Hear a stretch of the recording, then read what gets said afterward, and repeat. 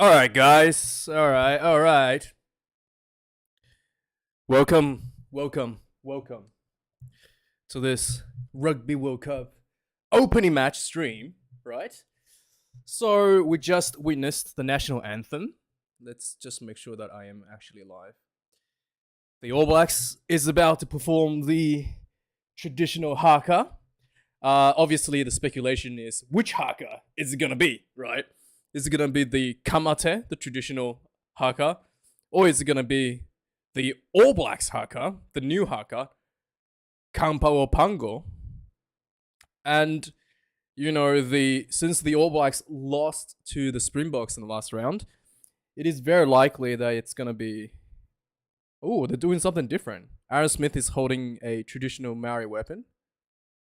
Yeah, so this is gonna be a ceremony. This is gonna be a legit ceremony. It's probably gonna be. Which one is it gonna be? Which one is it gonna be? Wow, that is a proper spear. They got that through the customs.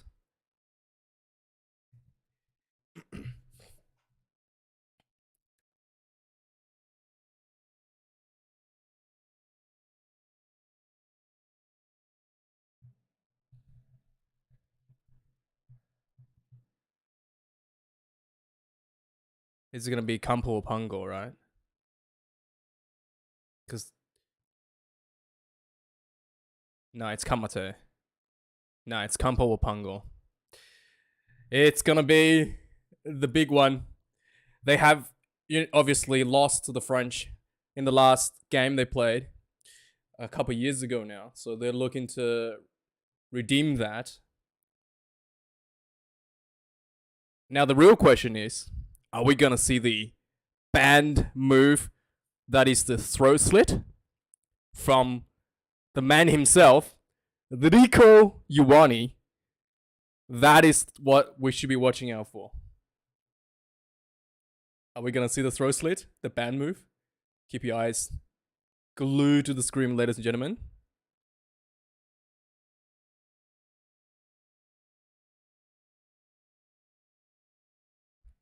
Here we go. Wow, they didn't show. They didn't show. Nah, he did. Did it do it? They didn't show. Did Rico do the throat slit?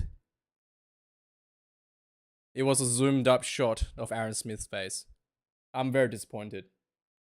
Are they gonna do a replay? I think Rico actually did the throat slit because his hand was like by the neck at the end of it. I think it did. Oh man, I want to see it.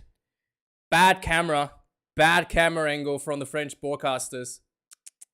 I am disappointed already. I wanted to see the sneaky throat slit. But, oh, are we going to see it? Are we going to see the replay? Oh, look at Bowden. So angry.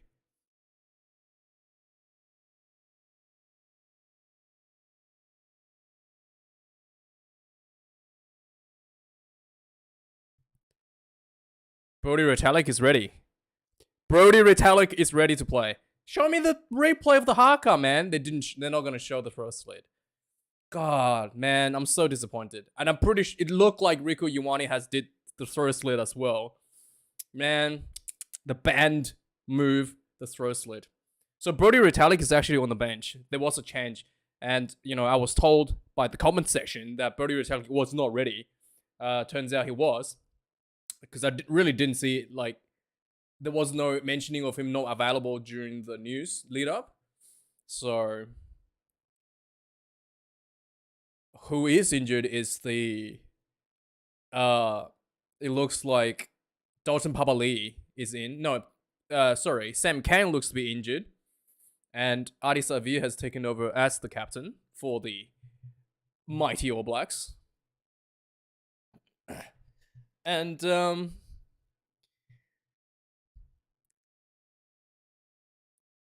just filled with people. Here it is. Jaku Piper. Carl Dickinson, Christopher Riley, Tom Foley. Okay. Carl Dickinson is the TMO. Alright, we're gonna get a lot of phone calls from him in this game. Here comes the kickoff. A long one for Bowden. Straight to Dupont. And Ramos clears that for the All Blacks. So the game just started. Nice second into the game. So if you want to sync your replay, wherever you're watching, where are you from? Welcome to the stream. The ball's 17 minutes into game time. So we just started. It's an All Black line out just inside the French half. Ramos probably want to get a bit more distance out of that.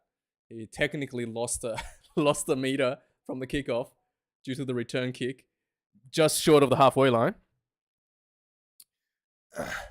Oh, very slow throw, very loud. Here we go. Wildkard gets that. Richie Muonga. Short ball. Wow, Rico Ioane is through. Oh, Rico Ioane, quick ball. He's looking needed here for this try. Bowden Barrett into the corner. Rico Ioane. Oh, that was so good. That was so good. Oh, that's a penalty. Diving over, says Jackal Piper. Diving over, slapping the ball out of the hands. Quick tap, Aaron Smith. Another penalty advantage. Offside. Is very close, 1 meter short. Quick ball is needed. There's a lot of open space for the mighty All Blacks. My God, Rico. So good. Here we go again. Crossfield kick, Bowden Barrett. Here it is. Mark Talayat's going to get there. Try time. Try time for New Zealand, baby. Oh, that is so good. That is so good. Even Jackal Piper, even the referee smiling. That is so good. Here we go. Bowden Barrett, the playmaker, coming up at the 15 position. Crossfield kick, little bounce. Perfectly sits up with Talaya. Plants it down. Try time. Bowden Barrett. Bowden, you're so good. You make me smile, boy. Oh, he almost missed that. Oh my goodness. Rico, let's watch the replay where Rico makes the break. That was a sharp angle. He ran into the defensive line and he just went straight through. There was like 3 options lining up for Richie Muonga and he picked out the flattest one, the furthest one, the third option, that is Rico Ioane, and he just carved straight through. Oh my goodness. Oh, Rico Ioane, you are so good. I have to write that down, okay? Right, show us a replay. Come on, I want to see that.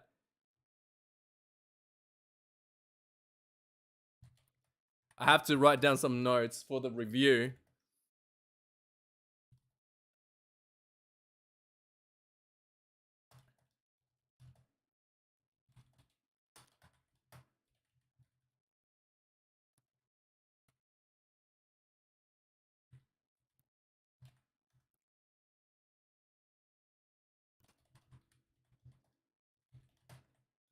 Oh, that was beautiful. Show us a replay. Yeah, Penald, you got beaten there, mate.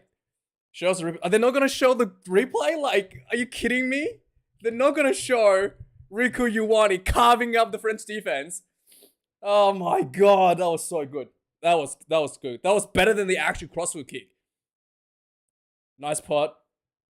Are they going to do a clearance kick or are they going to try running over their own half, the All Blacks? Oh, Julian McCon gets the penalty. The number 2 hooker for the French. Immediately from the kickoff, gets the return 3 points. That is a soft penalty from the All Blacks. They needed to know better than that. Like, there's really not much of a reason, right, for them to do that ball. Like, when they're inside their own 22. There's no reason for them to do that run up. That, you know, that first pot there. They can just literally set up for the box kick immediately. They didn't need to waste time to do that. Oh, here we go. Here's Rico Ioane. Here it is. Oh, no. Yeah, so they didn't need Papali'i to do this run. He gets caught and isolated. Julian McCon. Tomo Ramos gets a chance to bring back 3. Richie Muonga actually missed the conversion for the All Blacks, which is quite huge. And it's one of those things where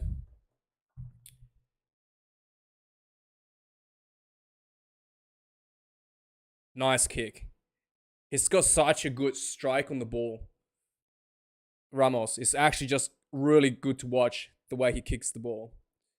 Just the sound that he makes when he makes contact with the ball is just so crisp and really, really nice. Now the All Blacks only got 2-point lead after that because Richie Mo'unga missed the conversion from the sideline. Beauden Barrett's opting for the dropout. Once again, straight into the corner. Gets to Dupont. Clearance. That's a much better clearance by Dupont. Quick ball by the All Blacks. All Blacks. High ball from Beauden Barrett. Will Jordan's coming in. Oh, that's a penalty. He's taken out Ramos in the air. The referee says okay. The referee says it's okay. Wow. That is very lucky. France gets the ball cleared out. Still in play. Beauden Barrett gets another shot to put the ball up high. Up straight under the 50-meter line. Villiers takes this one cleanly for the French. French has got to put good position, try to run the ball a little bit, just inside their own half. Dupont picking out his options. Ramos over the top. Big scramble. Cody Taylor gets the recovery for the All Blacks. Messi on the breakdown. Referee Jaco Piper says, tackler not rolling. The crowd is not happy. But Jaco Piper has given the penalty to the All Blacks. So the All Blacks are going to set this up for a potential line-out. We'll see how far Richie Moore can punt this one. Potentially inside the 22. If he's able. Yes. Oh, he's just took a bit too much and not finding touch. Ramos has just pumped the ball straight down the sideline. Mo'unga counter-attack. Massive crossfield kick to Will Jordan center field. Not crossfield kick, crossfield pass. Just short of 50-meter line, Will Jordan taking the ball. Beauden Barrett over the top. The ball drifts forward, the referee says. Forward pass. And, ladies and gentlemen, we are now going to be given the opportunity to witness the first scrum of the Rugby World Cup. Now, Ethan de Groot has put on 10 kilos for this Rugby World Cup, okay? Ethan de Groot, the loose prop for the All Blacks, has put on 10 kilos. Antonio Wooni is about 142. So, the interesting part about the scrum is that both sides have a strong, like the loose head side for the All Blacks is the strong side. The tight head side of the French team is a strong side. So the weak sides kind of just matching each other and the strong side is matching each other as well. So whoever wins this scrum really depends on Ethan de Groot on the loose head side for the All Blacks or Antonio on the tight head side for the French. There's a lot of nerves here. Bit of early engagement. Jaco Piper says reset the scrum. So yeah, the strong side on the screen right now is on the far side of the field where the referee will be standing because that is going to be the contestable side of the scrum. That is the big guns for both teams when it comes to scrummaging. So if you look at Antonio, he's got a technique where he's bent over. Normally, you wouldn't want to do that, but that's just his technique. So De Groot will try to get under him a little bit and potentially pop him out because of that technique that he has. See, De Groot is bending him, but nah, the pressure is not quite there. Dupont gets the ball out really quickly. Chip over the top to Talea. He drops the ball. Referee says knock backwards.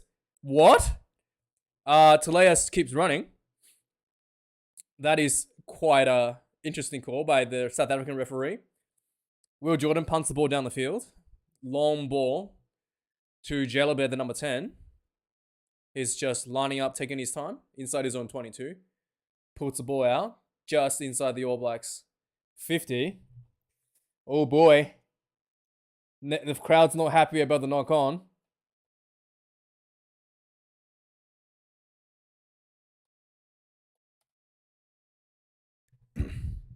Cody Taylor has significantly improved on his line out.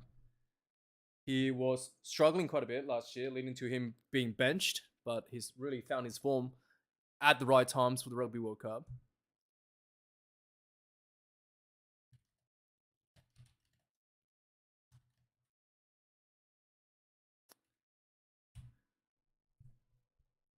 There's been a little bit of water break, I think. It's quite hot in France today. It's only 9 minutes into the game and they're already taking a break. Julian Macron is getting a bit of a intention here. Oh, he almost hurt his leg there. That is very close. That is very close. He actually almost hyperextended his knee there. So the All Blacks get an opportunity just inside their own half for a line out.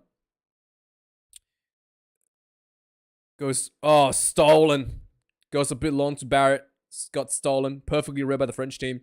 Center field crash ball by Moe Fana. I think that's his name. Short ball. Working the short side. Anton Dupont. Sending his forwards to it. Jalibert.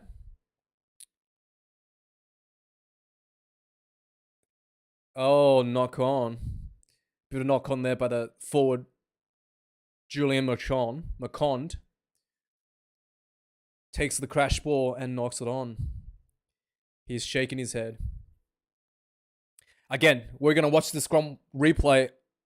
And it looked like Ethan de Groot is getting under the chin here in the sternum of Antonio, the tight head prop. And he's trying to pop him out. So watch out for that. That's what Ethan de Groot is trying to do. And man, de Groot is such a beast. He's so good in scrummaging. We thought he hurt his leg against the Springboks, but he carried on. No problems there. So here we go. The second scrum of the Rugby World Cup. All eyes will be very close on the far side. The two mammoth of two teams going against each other. It's a bit early. Engage. Oh, yeah. Early push. Bit early. The French was a little bit early on the engagement too, it looked like. So they really want to get that dominant hit, but it's just a little bit too premature there for the French team in the scrummaging. The All Blacks are given an opportunity for a free kick, and what's the option here? Are they going to go for another scrum, or maybe put the ball up, just the haymaker straight up in the air? Anton Dupont is... So Julian Macron is coming off the field. Looks like he actually did hurt his leg from that tackle. He's not looking happy. What's his name? Mavaka comes onto the field. He's quite a good line-out operator himself. It's not too much of an issue for the French. And Mavaka actually was quite good as a number 8 against the Wallabies. The ball has gone out for an All Blacks line-out. The ball ricocheted off a French player from the high ball that the All Blacks put up from the short arm penalty. Did it touch an All Black player? I think it may have touched an All Black player. So there's a penalty for taking out a player in the air. Charles Olivon was in the air when he was taken out. So the referee has given that to the French. Matthew Jalibert taking the kick. He's not going to find touch with that. He shanked it. He completely missed the touch there. Richie Muonga punts the ball down the field. Quick line out for the French. Jalibert takes a second bite at it, but this time won't be a penalty. Goes straight back to Will Jordan. Heavily strapped on the right leg there, Will Jordan. He has some issues with that leg. Little short ball over the top from Ramos. Goes to Beauden Barrett. Beauden Barrett's prepared for this. He's got plenty of time. No one's pressuring any of these kicks. Nobody's interested to play the ball. And neither team is pressuring these kicks. Because the ball receivers are not chasing after the kick. Because they're waiting for the return kick. As a result, finally, Ramos decides enough is enough. Puts the ball out of bounds for an All Black line out just inside the All Blacks half on the 10-meter line. Short ball at front. The French is contesting every one of these scrums. Cameron Wookie almost got that one again for the French. Crash ball center field for Antoine Leonard-Brown. Dupovar, a short ball to Scotty Barrett. Big hard running by Scotty. Always good for the All Blacks. Adi Savia gets the ball, runs back into the human pile. That is the French ruck. Quick ball out from Aaron Smith. The All Blacks starting to run the ball a bit inside their own half. This could be a mistake for them, but Rieko Ioane almost slips through there, finding some space.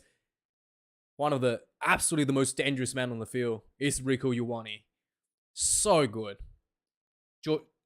Scotty Barrett takes a hard run again down center field. The All Blacks just making work towards the halfway line, and that's a loose ball. This is exactly why you don't really want to run this ball, because it's just, you're not going anywhere and you're in a dangerous position to consider a penalty, and Ramos can pump this one over for an easy 3-point. Whereas if you get a penalty, you're not going to be able to convert that. It's too far away to kick 3. Will Jordan decides to push it over the top. It gets knocked over. Referee says, okay, Ramos returns the little chip back to Beauden Barrett at the fullback. Beauden Barrett plenty of time. Long ball down the field. 50-22. No, a little bit too far. Just a little bit too short from 50-22. But that is actually a good kick from Beauden. Finding touch. Found himself a little bit of space there. Oh, Beauden hasn't he clearly haven't got much sleep there. He's got black eyes like me, Beauden. I've got a bit of a puffy eyes here myself. Who can sleep these days with the Rugby World Cup counting down every minute? Movaka. The question is the All Blacks going to contest this one? No, short ball straight to front. Back to Movaka from Anton Dupont. He slips through a tackle, runs down the sideline, chips over the top. Oh, he's taken out. Not referee's okay. Beauden Barrett all the way back in his end zone, decides to ground it. Thought about potentially counter-attacking, but taking the safe option. That is a nice serious play. That was an unexpected run down the field by Movaka. Like I said, this guy's really good. He played number 8, like I said, against the Wallabies, despite, assigned to play a hooker. And he was good. He's a good ball runner. And that's one of the big strengths that he brings onto the team, despite being the reserve hooker. Goal line drop out by the All Blacks, straight down the center to the 50-meter line. Lets it bounce. Jalibert to, who's this guy? Number 8. His name slipped my mind. Back to Jalibert. Short inside ball to Villiers. He gets tackled by Ethan de Groot. Ball gets stolen by the All Blacks. Aaron Smith tries to keep the ball alive. They don't have an advantage. Mwanga trying to find some space. And Talea is got nowhere to go. Tries to run field. Dancing feet's almost through. And he's knocked on. Wow. See, the All Blacks is really playing hard, right?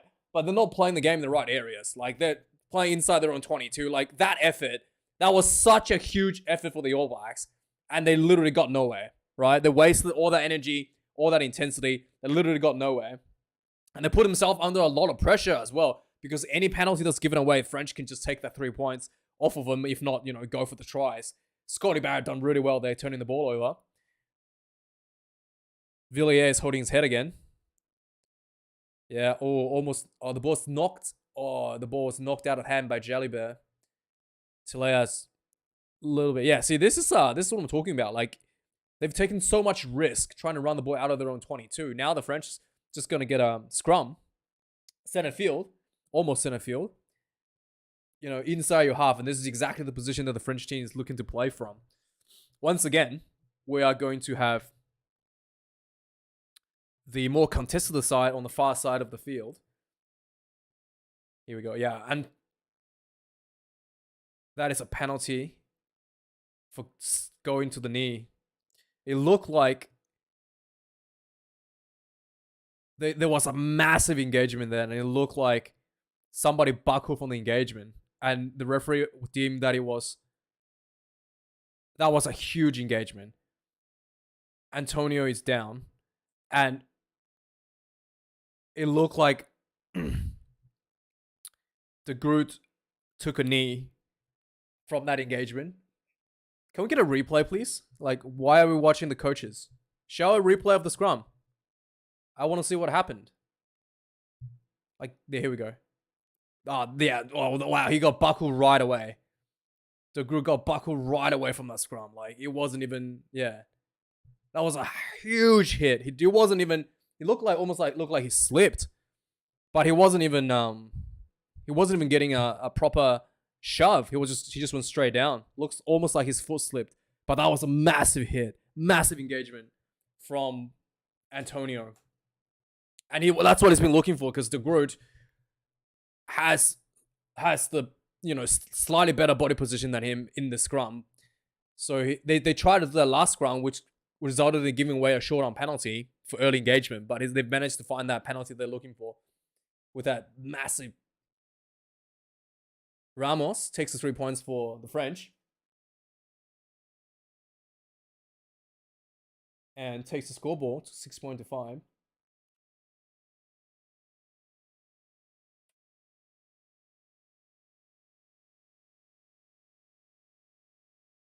Yeah, that is just sheer power. You might say that De Groot slipped, but that slip is because the sheer engagement power from the 142 kilos that is Antonio Uni is just unbelievable. French is going to set up this for a box kick from the kickoff. Dupont's digging the ball out. A very long caterpillar setup. The ball is out of the... Cannot be kicked out of full. That's massive box kick by Dupont. See, the All Blacks are a little bit lost with the kicking game. They're not like this Kai ball here. Not too much pressure is being like... Will Jordan is just in position to make the tackle. Like, ideally, you want to be able to challenge the high ball. Like, that's not really the ideal kick. Especially when it's, down in center of the field where there's a lot of space. Muchi Mwanga puts this one up himself again. He's going to be able to contest this one.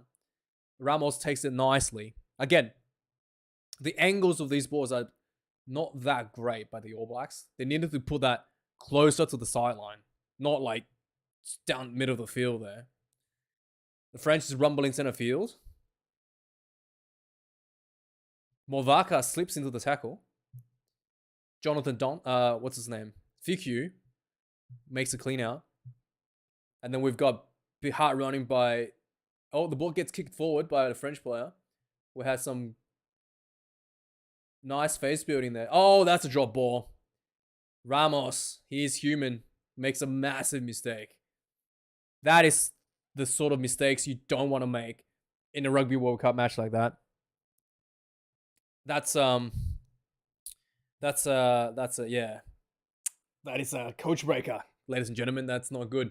Now this All Blacks has an opportunity to potentially just get a scrum penalty here, because I do think that De Groot has a slightly better positioning than Antonio on that tight hair side or loose hair side for the All Blacks.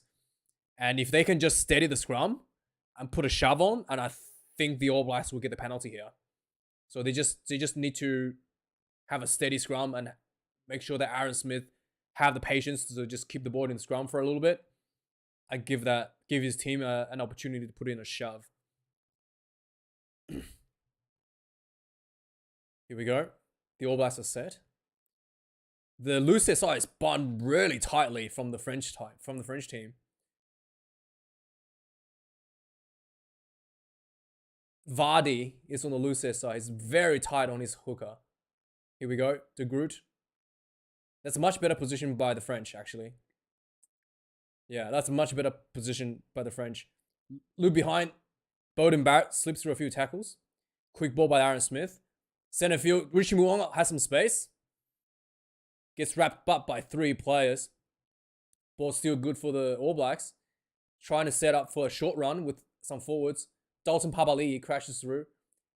Just utilizing all the space in the short side. Scotty Barrett almost gets through, just a few meters short. Quick pick and go again for the All Blacks. Aaron Smith is looking for it. He wants the ball out wide. He's screaming for it. Another pick and go by Vai. No, Adi Savia looking for it. Short ball. The French is looking to turn the ball over. Adi Savia still has the ball for himself. He's looking for it. De Groot. Big run. Rumbling forward by the All Blacks forward. It looks like the ball was almost turned over by the French there. Plenty of space out wide. Lots of defenders have been drawn in. The All Blacks still working that short ball running. Tupavai. So close. Just half a meter short. Aaron Smith digging the ball out.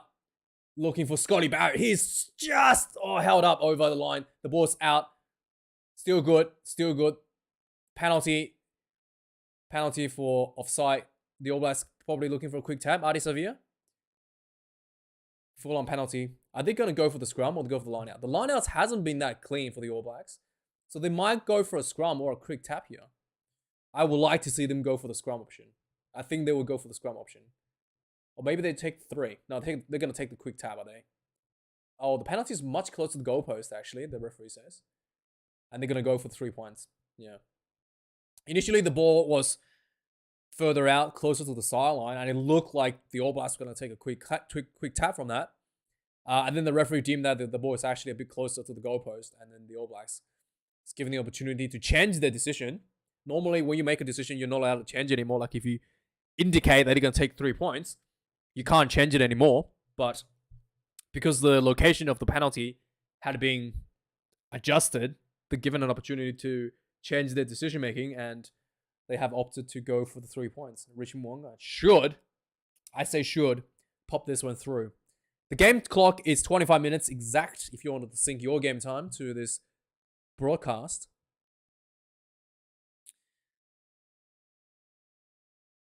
The shot clock has only got 16 seconds to go.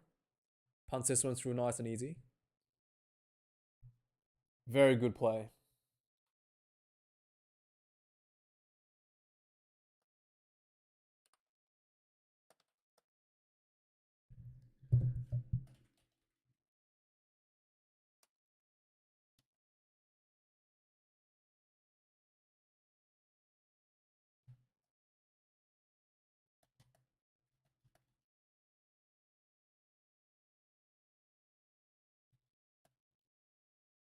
We're getting a bit of a water break here, looks like. I thought they already had a water break. 25 minutes. It's really hot out there, apparently. Apparently, it's autumn. Sorry, apparently it's still summer till the end of September. So, very hot conditions there. And it is... Oh, yeah, here it is. Is this the... Yes! That's... Oh, Rico. What an angle. That's what I've been wanting to see. Anton Leonard-Brown. Ah, Rico. So good. Such a sharp angle. He ran straight into the defender that Anton Leonard-Brown was running into. Oh, that is beautiful. That was just beautiful play. The 12-13 combination. Anton Leonard-Brown and Rico Ioane working out perfectly there. That was just spectacular. That is some fine rugby there. So...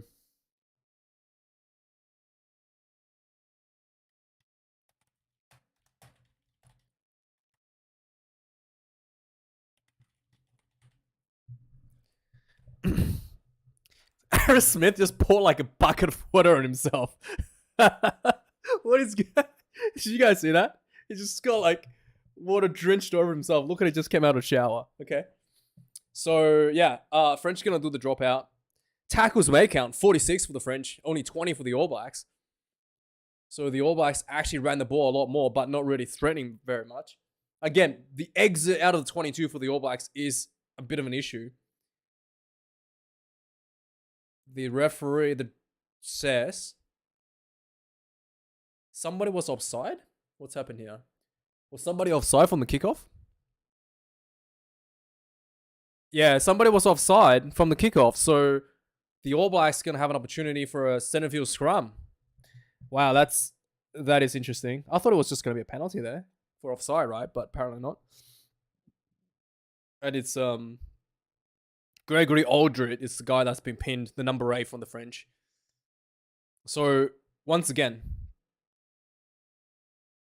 Antonio seems to have lowered his body position a little bit. So, that is like the hallmark of a good prop.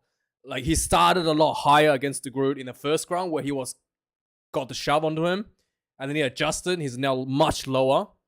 And he's taken the initiative to put a bigger hit on De Groot. Just take away that little bit of a space right from the get-go. Just because Antonio is actually quite a tall guy. He's like 195 or 197. And De Groot is 185. So there's a big height difference there. So Antonio has to work much harder to get himself to the level of the Groot. Once again, the French lose their side is so tight on the hooker. Here it is. Oh, what's someone sleeping for the Groot there? Again, like Antonio has been able to put a hit on him, and he's just sleeping. The pressure came on, and he slipped again. Let's see. Yeah. Like, that is 100% a penalty. Like, Antonio is putting a lot of pressure into the hooker. The Groot is not happy. I mean, Antonio is just probably too big for the Groot to go in on an angle like that on him. And he buckled again. That's the second time he buckled this game. So that's not a penalty. 50-meter.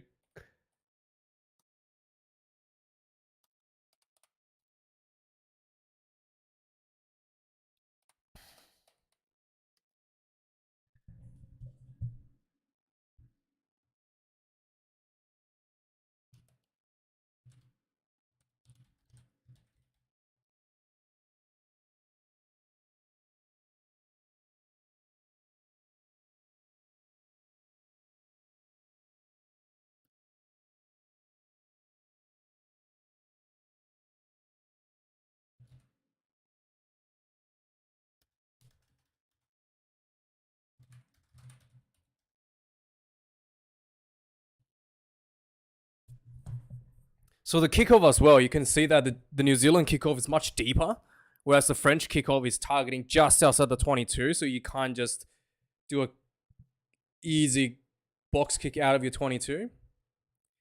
Whereas you can see that the French now can just kick the ball out on full, but the New Zealand just takes a quick run anyway. Another high ball by Beauden Barrett. It's going to challenge it. Takes the ball. Wow, really nice. All Blacks now has a chance inside the French half. Little chip behind by Artie Savia. Villiers is isolated. He's isolated. It could be a penalty coming. Counter ruck. Ball comes back out. Scotty Barrett gets tackled midfield. Anton Leonard-Brown. Beauden Barrett.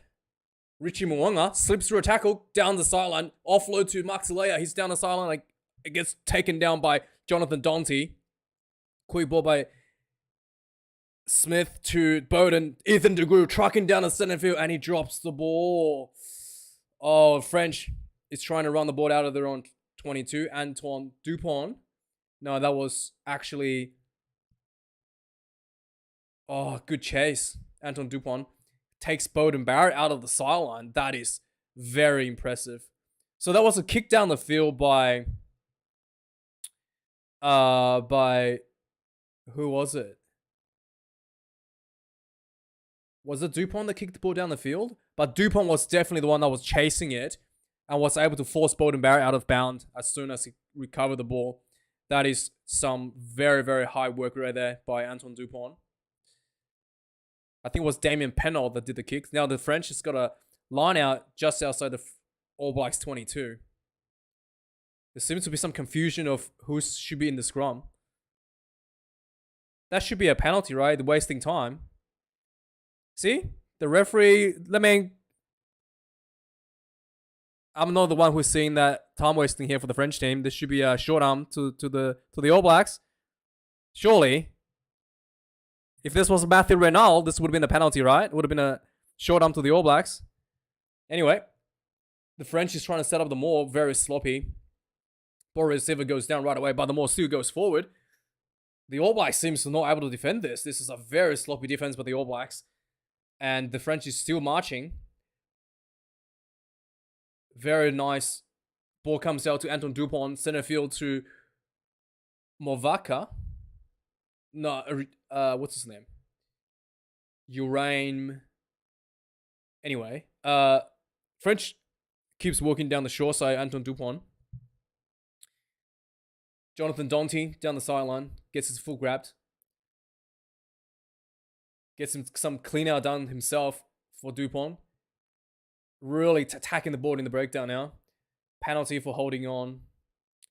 So it looks like Sam Whitelock is trying to counteract, but the referee deemed that his knee was on the ground. So he was attacking the ball, but he wasn't supporting his own weight. So that's a silly penalty given away, and I'm sure Ramos will pop this one through for another 3 points. Antonio is struggling under the heat, man. He's just not coping at all.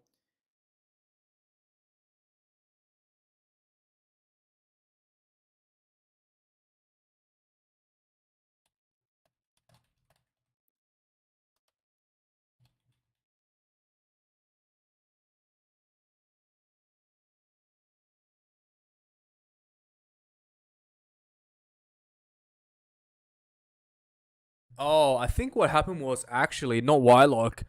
It was Talea that turned the ball over, and then he was subsequently tackled and not able to release the ball, essentially.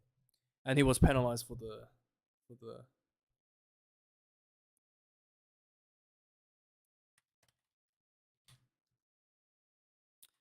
So Ramos is going to set this one off for another 3 points for the All Blacks.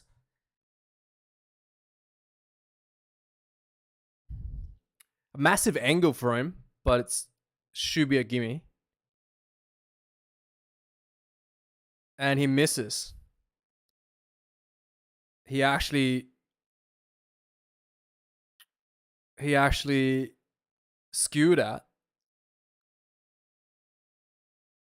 Just curved the ball right across the goalpost. He's not happy. It's probably the heat, mate. It's probably the heat. Too hot out there. Global warming. Blame it on global warming. So 22-meter dropout. Straight to to Jalibert. Punts the ball back down the field for the All Blacks. Richie Moore couldn't pick up the ball. The ball's just rolled right past him. Richie Moore comes back. Puts another ball down the field. Looking for the sideline this time. Finding touch just inside his own half. He needed to pull the ball out deeper into the French half and really have someone pressure that so that French can't do a quick line out. Like, this is kind of the position that the French wants to be in, just inside your half, and build some pressure. Boy, it's actually spoiled. A knock on by the French.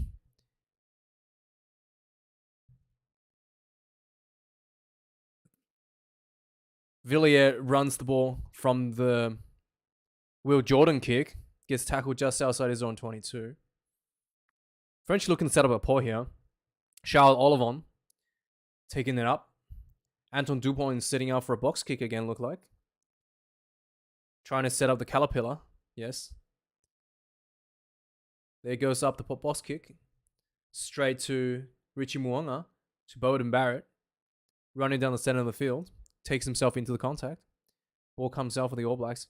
Scotty Barrett. Goes back into this. Oh, almost found himself in the middle of space. Near the rock. Pick and go by the All Blacks. Quick ball. Takes another few meters by the All Blacks forward pack. To Pavai. Loop behind to Beauden Barrett. Beauden to Rico. Rico Ioane looking to sleep a little gap there. He gets wrapped up by two players. Mark Talea takes and go himself. Counter-ruck is good by the French. Wow, they turned that over so quickly. That is unbelievable. And the French is trying to decide what to do with the ball here. Ramos decides to just punt it down the center of the field and see what happens. Beauden Barrett, taking his time. I think he should run this. He's got plenty of space to work with. He didn't need to punt that one. He should run this and potentially put up a high ball and then put his teammates on side, because he had way too much space, way too much time to just punt the ball down the field like that. That was turnover by Gregory Aldred. Massive tackle immediately onto the ball. Just one-on-one tackle, one-on-one jackal. Beautiful technique right there.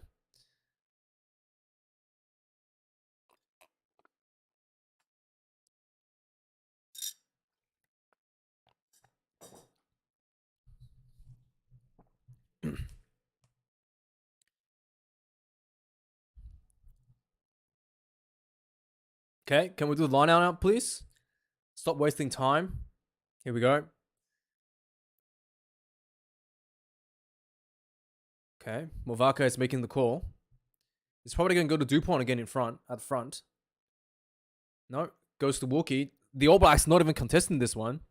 Realizing that they might set up a more here. The French has contested every All Blacks line out, whereas the All Blacks has opted to not contest that one for some reason. In a really good position for them to steal that and not decided to not contest. Like, that was quick ball by Ramos. Punts the ball down the field. Straight back to Richie Mwanga. Again, Richie Mwanga don't have to kick that. There's no one on site. Like, there's no one there to take him because he has, like, the players in front of him were offside. Like, he did not have to kick it right away. So, yeah. But the All Blacks, it's going to have the French is going to have a defensive line out just outside their own 22. Antoine Dupont is screaming at his teammates. Again, another player seems to be running in late for the French team. Sets up a maul. Nope. Just the dummy. The ball carrier gets wrapped up. Aldred, but he's still able to recover the ball back. A caterpillar to set up for the French to do a box kick. Villiers is lining up to chase this one down. You can see him. He's bolting. Villiers is just pressuring this one. Bowden Barrett gets the ball from Mwanga, gets wrapped up right away. Mark Talea takes another run himself. Just short of the 50-meter line for the All Blacks. Tries to utilize some depths here. Gets over the halfway line. Dalton Papali'i is running down the sideline. He's got support. He's got Anton Leonard-Brown outside of him. But he goes down to the ground himself. Counter right by Ramos. Referee says no good. Adi Savia hits a brick wall there. Sam Wylock tries to wiggle himself through. Gets tackled right at center field. Aaron Smith looking to go back to the shore side. Scotty Barrett, almost had the ball ripped out of him by his opposite number. Anton Brown to Bowden Barrett. He's got Don Papali'i outside as a winger. Will Jordan takes the crash ball. Another quick ball for the tight head prop.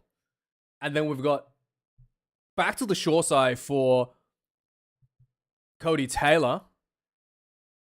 Crash ball by Adi Savia. The All Blacks are rumbling closer and closer to the try line. Only 5 minutes short now. And that pass was not needed. Cody Taylor tried to throw a quick pass to Papali'i and he throws the ball straight out of bound. Yeah. It's getting bright in here.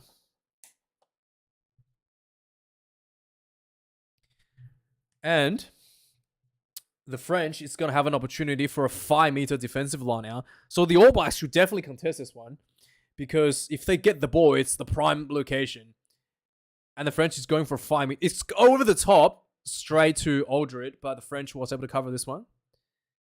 Setting up for a box kick. Anton Dupont's looking around where the space is. Very slow from the box kick. He's looking for someone to cover the ball. No, he's looking for a pod. Not actually going for the box kick right away. Now he's going to go for the box kick.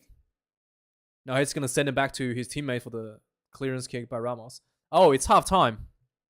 They just wanted to send the clock to the red so they can go to halftime break. Yeah, I think the All Blacks is currently losing the kicking game, to be honest. There's very low pressure kicks that's being ditched out by both teams. But because the French has a slightly longer range in the goal kicking, so they're actually getting themselves in a much better position than the All Blacks. That is just not ideal for the. It's not just too much kicking. It's the quality of the kicking. It's not there, and the follow up from the kicks is not there either. And just by sheer range, the French is just able to land these kicks in a slightly better position. Like both teams are doing quite average at best in terms of kicking game, but the French is just finding it a little bit better than the All Blacks are right now. So, time to get a break, guys. Time to get a break. Oh. And so after all of that,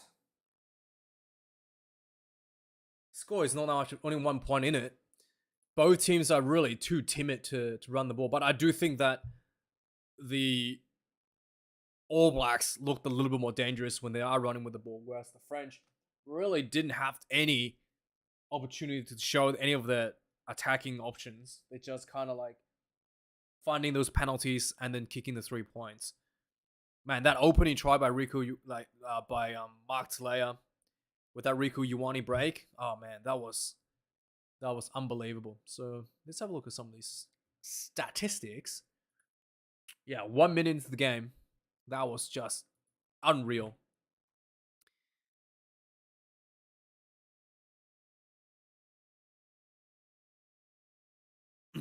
So the scrummaging seems to be a bit of an issue for the All Blacks. Ethan de Groot is getting. I'm not sure if he needs longer tags or something. He seems to be slipping on his side, and Antonio is putting a lot of pressure on him. And de Groot, it looked like to me he's trying to go in on an angle under the sternum of Antonio, and he's just not able to get that hit on him, and he's actually like put himself in a position where he's not able to find his footings. So it's quite an interesting thing going on here. So 19 minutes, we've got this scrum. 28 minutes. Another scrum.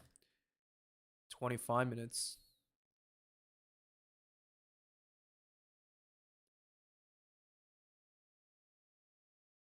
The All Blacks is definitely looking like the more dangerous side. It's just, they're just not playing on the right areas of the field. And they're not finding those right areas because of poor kicking.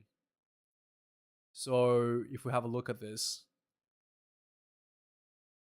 the French has to make 73 tackles, but most of these tackles were made in, even with 22 tackles, you figure that the All Blacks will probably put more points on the board, but they were just not really made in the right areas.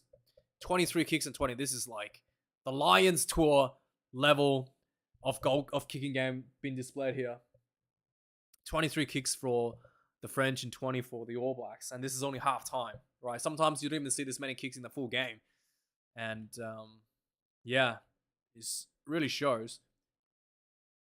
I'm pretty sure the scoreboard is 12 points to 8, right? Not 9. It's 12. Is it 12 or 9? Oh no, it's 9 because Ramos missed one, actually. Yeah, that's why.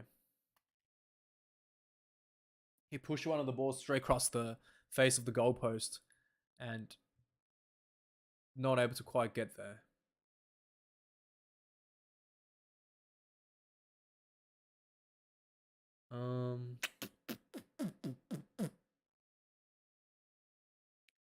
I think they have to put longer tags on. I think the grass is actually a bit too short for De Groot because he's slipping on the left hand side twice, and giving away 2 penalties, and it looks like he's trying to go on an angle, right? And he's got his he's basically got his like, I don't know if how can I show her this? He's basically, I don't know if you can see this proper, but he's basically trying to, his right foot, right, is slipping because he's trying to go in at an angle like this, right? He's trying to go an angle like this onto Antonio, and because of the angle he's going, his right foot, instead of pushing straight, which means he can get a really good footing, his right foot is off to the side and he's pushing sideways, right? He's pushing sideways like this, and he's not able to finding a grip on the ground, probably because the grass is too short and his tags are also not that long. So it looks like a really short, like, really dry. It's summer, so it's gonna be really dry, like mud underneath the grass. So the turf is gonna be really stiff, and if his tags are too short, he's just not gonna get the grip, and that's happened twice, and he's given away 2 penalties. Antonio also has done, like, the first scrum actually looked really good for the All Blacks, and Antonio was actually under quite a bit of pressure because the group was able to get under his sternum. But after that first scrum, Antonio actually adjusted his body position a lot lower. I really put like the Groot in a much more much lower position to try to get an angle on him, and that really makes a difference that the Groot no longer able to get his footing properly, and yeah, 2 penalties, 6 points because of that, and that's really really not ideal in a tie game like this. And that's quite a lot of missed tackles with the French team, actually. 22. Like, normally, you don't miss 22 tackles in a full 80 minutes. And they already missed 22 tackles, which means the All Blacks attack is doing some damage to the French defense, right? That is actually the thing. That is actually like that is actually a good sign for the All Blacks in that regards.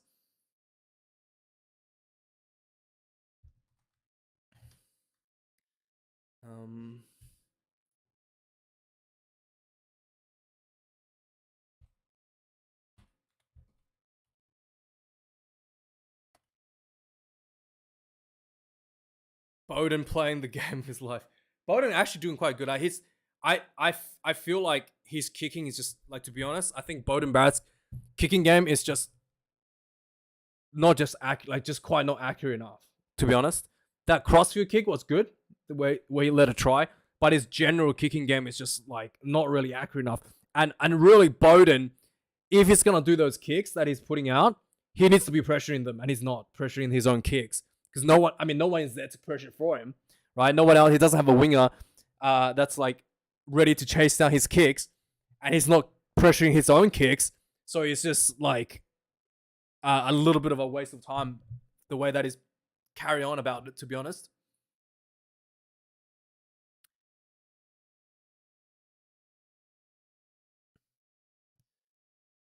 That's, yeah, we're going to put that down. 73 tackles made, 37 miss, 37, 22 to 3 miss. So the All Blacks got better defense as well, right? 3 missed tackles in the first half only. The French wasn't really able to looking threatening at all. So, like, if the All Blacks play the kicking game correctly, finding themselves in the right field positions, and obviously not give our City penalties with the scrummaging, they can actually, like, they actually have what it takes to beat this French team, to be honest. But they just need to find that.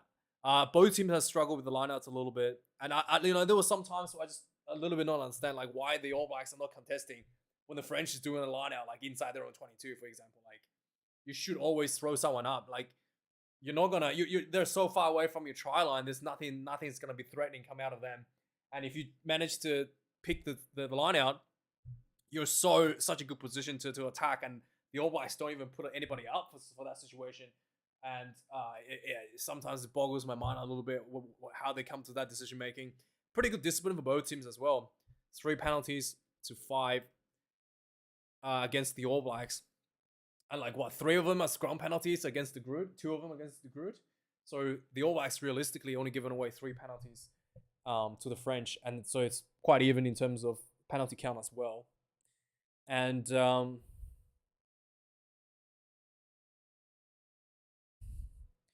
I'm watching Andrew Merton visiting a cake shop right now. Andrew Merton is at some kind of French shop. Oh, that looks good. Wow, he's just having some fried chicken or something. That looks pretty good. 14 euros for some French pastry? Are you kidding me?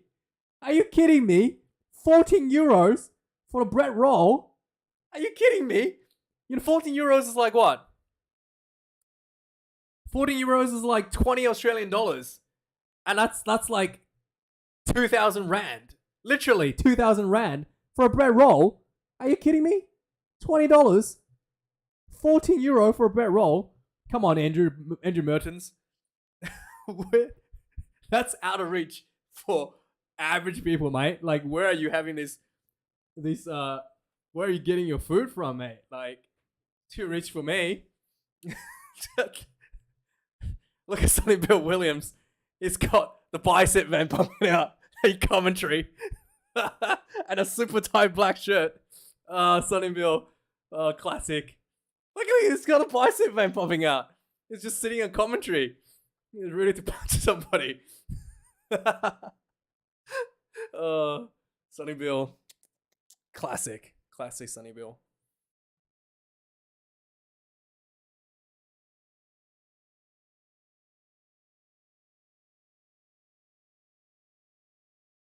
That's a nice watch he's wearing. I think. I think that's a nice watch. Sonny Bill. Is that Omega? I think that might be an Omega he's wearing. Looks quite fancy, quite rich. He makes a lot of money, man. Like he does his boxing fights, makes like what, like $5 million or something a pop on these boxing fights. A lot of money.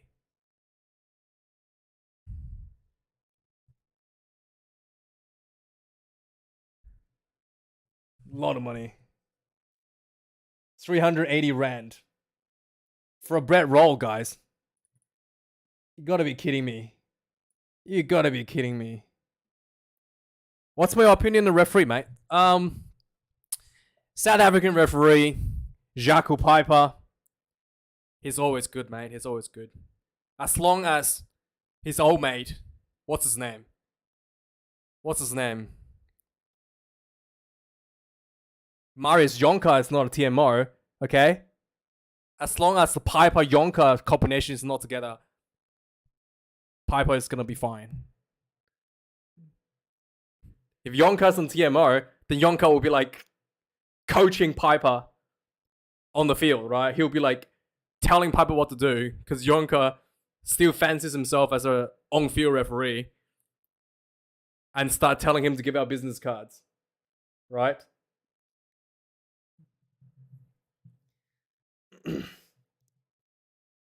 What else have we got here? Dugu is just crap. Maybe Dugu is just crap. 380.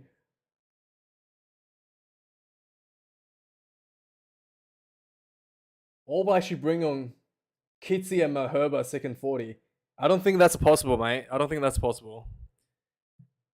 Plus, Kitsi and Maherba are starting players now. They're no longer in the bomb squad. Bonjour. Bonjour.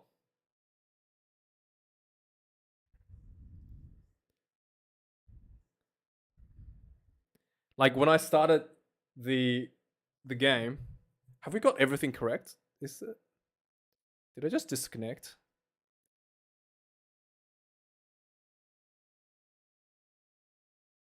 No, we're good. We're good. All right, be right back. I'm gonna get a coffee, okay? Because there'll be more yelling coming. Oh, yeah, we're gonna get a coffee. One sec. Refueling really quickly.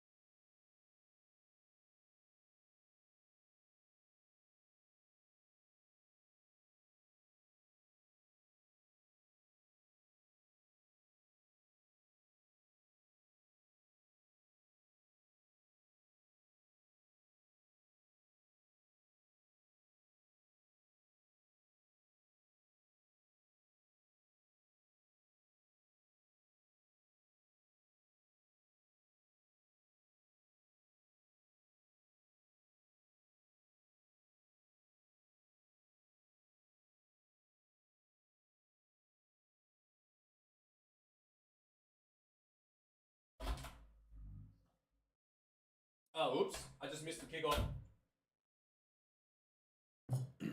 Oopsies. I just missed the kickoff. So the game is currently 40 minutes and 54. The French just recover the ball. The French is 10 meters short. Anton Dupont almost slips through a little gap. The All Blacks under a lot of pressure right now. Bit of a dancing feet from Ramos. Gets tackled 5 minutes short. 41 minutes and 8 seconds is the game time. If you wanted to sync your game to my broadcast. That's a penalty for entering the ruck from the side, says Jakob Piper, the referee. All Blacks gets himself out of pressure.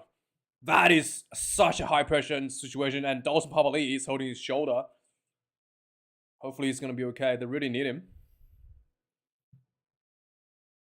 Wow, that is really high pressure. I missed that at the start. Sorry, guys. I was getting a coffee.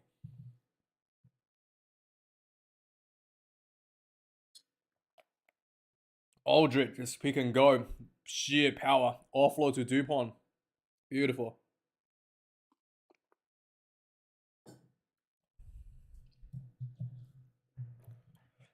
All Blacks line out 40 meters out from their own half. Adi Savia gets the kick over the top to Will Jordan, recovers the ball. He's got options on his outside. He could not find him. Gets tackled. Counter rug by the French coming through. Scotty Barrett, the biggest number 9 in the world. Long pass from Rico to Talea is in, baby. Oh, wow. Oh my goodness. Wow, that counter-attack ability by the All Blacks, baby. Wow. Let's have a look at this again. Line out inside the All Blacks 22. Chipped over the top by Adi Savia, out of all people. Will Jordan takes that one. Almost got the ball free. Had options out wide.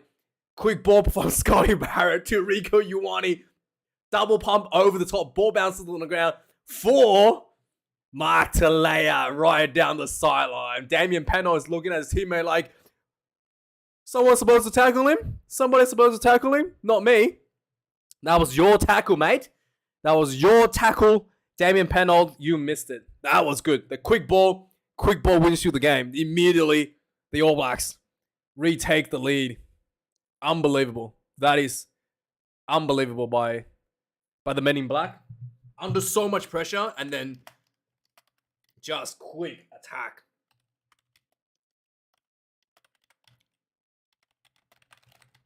I can't believe Adi Savia did that kick.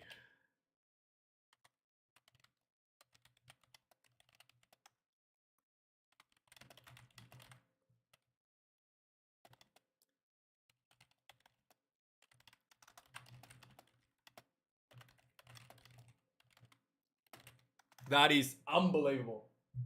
Look at that pass from Rico. Sees the space. French is saying forward pass. Nah. Mark Talea, baby. Kick off by the French.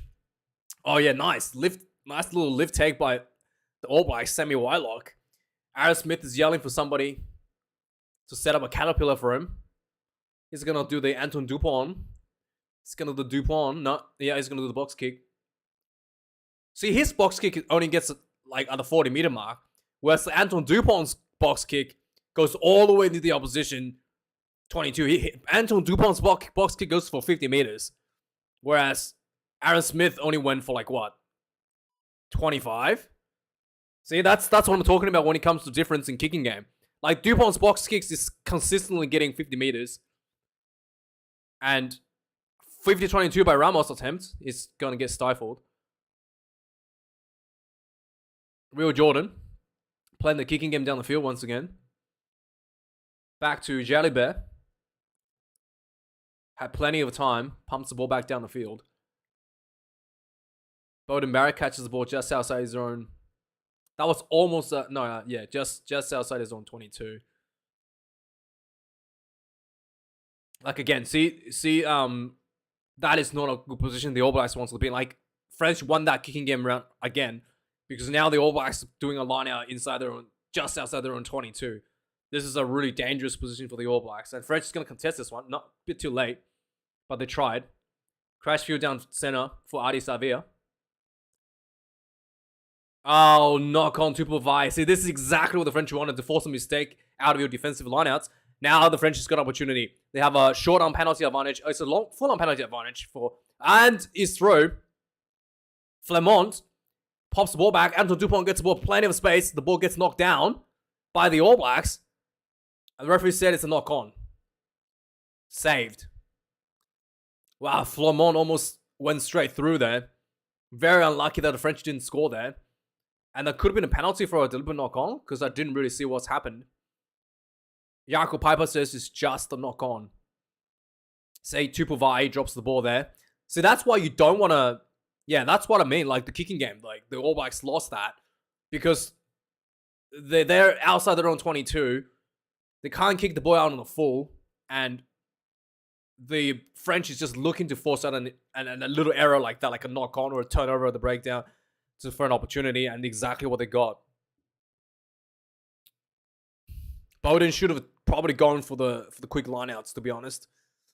But then again, the pressure was good enough that Bowden hits the head to do the quick lineout for himself. Now, once again, we're going to witness the scrummaging in the second half. Antoine Dupont is about to feed the ball.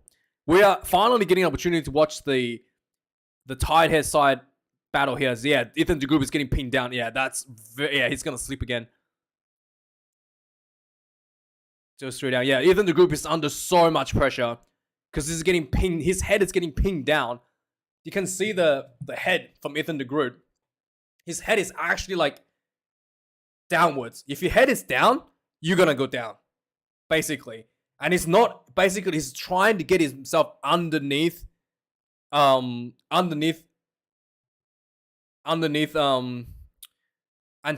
but Antonio is just angled at his body a little bit so that he can't get his head under. And as a result, de Groot's got his head tucked onto his own chin, like this. And he's actually getting forced down by Antonio, and that's why the scrum is going down. So de Groot needs to actually bind tighter. Yeah, he needs to bind tighter on Cody Taylor. Like, that's what he's doing, so it's better for him, but again, he's trying to early engage him. That's okay. That's only a short arm, so it's not a penalty. Again, like, he's really struggling to get his head underneath Antonio, and he's getting, like, his head is getting pushed down into the ground. So de Groot is really struggling here. He's actually in a really bad position. Like, we were not able to see this in the first half because they're on the other side of the camera, but it's very obvious de Groot is under a lot of trouble here. He's in a really bad positioning. He's not able to find any space under that giant, like, chest of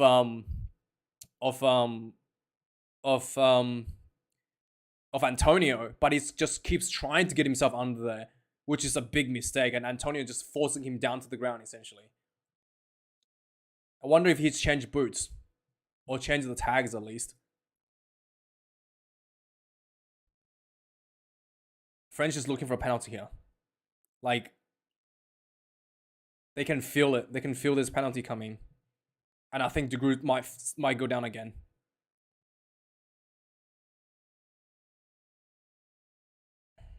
Yeah, de Groot is already under him. See, de Groot's gonna go down. He's already under him. Like, he's really struggling. He's lucky that he didn't go down there. He was so close to buckling right away. Because his head is already underneath. He's, like, already going down on the engagement.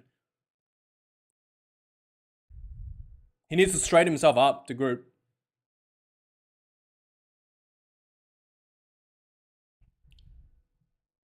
Ball pops out for Aaron Smith. The All Blacks actually gets a turnover. Richie Mwonga is deciding whether he wants to kick or wants to run, and he decides to run. Gets tackled just inside his own 22. Riku Ioane gets an opportunity. Takes the ball up to the 22-meter line for the All Blacks. Looking for a crash ball center field. Aaron Smith scoops the ball onto the referee. Play on. The referee says no. Says no, we're going to have a scrum. Aaron Smith might be colorblind because the referee is wearing yellow in a game where one team is wearing black and the other team is wearing white. Somehow Aaron Smith throws the ball into the guy wearing yellow. So it's not even like Like, he literally, okay, he literally threw the ball into the referee thinking that it was a play. It was not like he was looking at somebody and the referee was in the way. The referee was not in the way of anybody that's actually available to receive the ball for the All Blacks. He just threw the ball straight into him. Oh, that's good.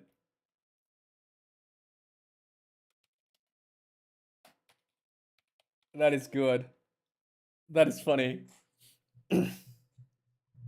Oh, man.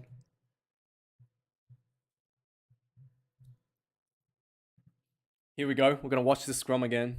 De Groot he's already bending his back. Look, De Groot's under. He's just, yeah.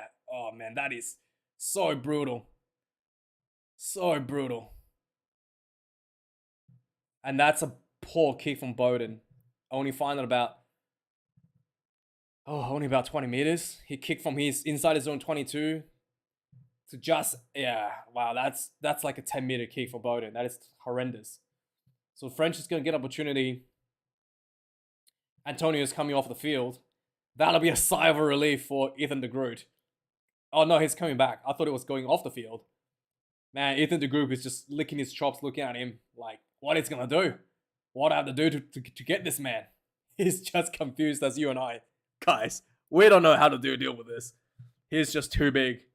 Too much mass to get under him.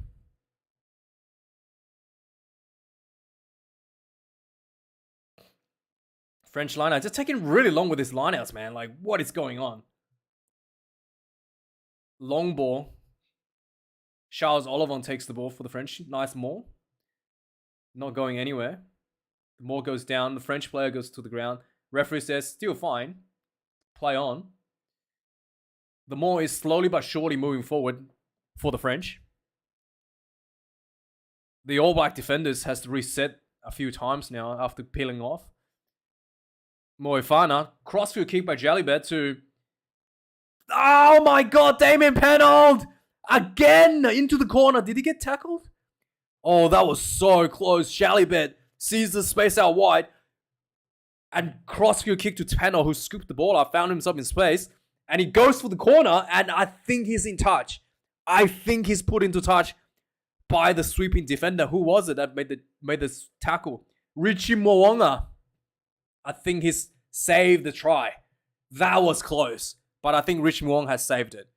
Penold was not even close to the try line when he was tackled and rolled out of bounds. Yeah, he was knocked on as well and out of bounds. So it was just a matter of, was the ball knocked on or was he out of bounds? Wow, face plant as well.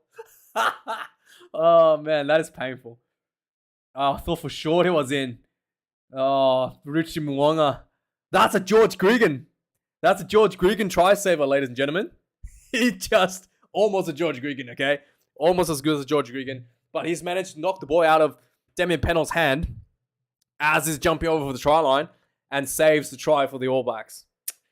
Very good. The big props coming off. Antonio. And De Groot is finally going to have a sigh of relief and potentially get some dominance in the scrummaging. So De Groot's probably got about 10 to 15 minutes. Are they going to put him off already? Oh, wow.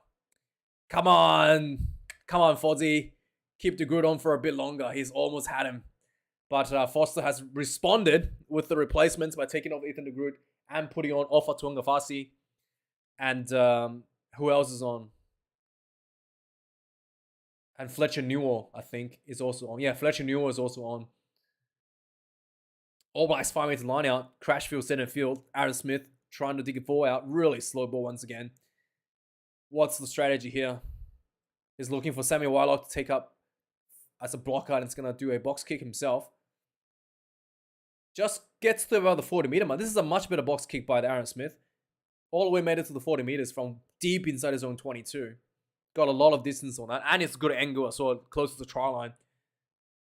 So the French is working down center field. Movaka, the big hooker, crashing the ball again down the field. Anton Dupont coming back on the right-hand side.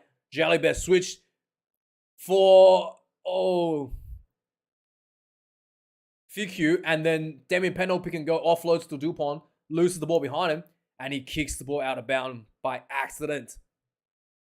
The referee says penalty advantage for pushing a player. For pushing a player without a ball, I think. And that is Dalton Papali. So the French has decided to go for the line out with a huge roar from the crowds. This is going to be a 5-meter line out for the French with fresh props on the field, fresh lock in as well. Movaka. Is this going to go to the front? Not go to the long. All Blacks actually contesting this scrum and managed to spoil that. So no more for the French, but the French retains the ball. Crashing ball down center field now, number for the French. Another crash for the French team. Just the forwards doing a lot of the hard work here. Back to the short side. Find a bit of a space. Short ball over to Damien Penault, and it's a try for the French. Wow. That speed. Switching the ball around. I couldn't even see who was it that got the loop around. Was it Jalibert? Yeah, it was Jalibert. Made the decision to switch back to the blind side. Lots of numbers. And just taking on the defense line by himself and loops the ball over the top, drawing 3 defenders and just pops the ball over for Penault into the corner. That is world-class performance. Wow, Penault is like, finally, got my try, guys. Wow, immediate reply.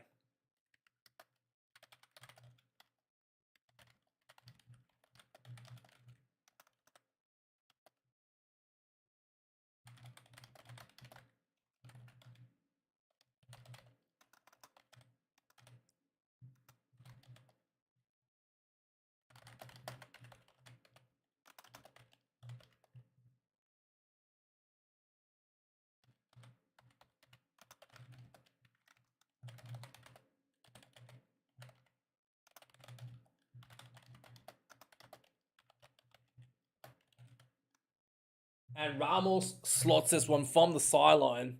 French takes a 3-point lead here. Brutal. Damien Penault. He's so happy. He's kissing his number 10. He's kissing Matthew Jalibert. Classic French. Am I right? Start kissing your own teammates. Oh, so French. Anyway, the kickoff. Anton Dupont has managed to punt the ball right down back in the field. Oh, Richie Mwanga left the ball behind. Finds Bowden Barrett, center field. Bowden's going to pull the ball up. Will Jordan's pressuring this kick. And, oh, that's a penalty. That it's going to be a card. Will Jordan has taken out a player in the air. Oh, that could be a yellow card. At least a yellow. Could potentially be a red. Oh, let's hear what the TMO is going to say. That is... Oh, no. Ramos jumps up. And he runs straight into him. Ramos had that ball. Will Jordan is just a bit too slow there. And he's committed. And he can't pull it out of that. And he runs straight into... the player.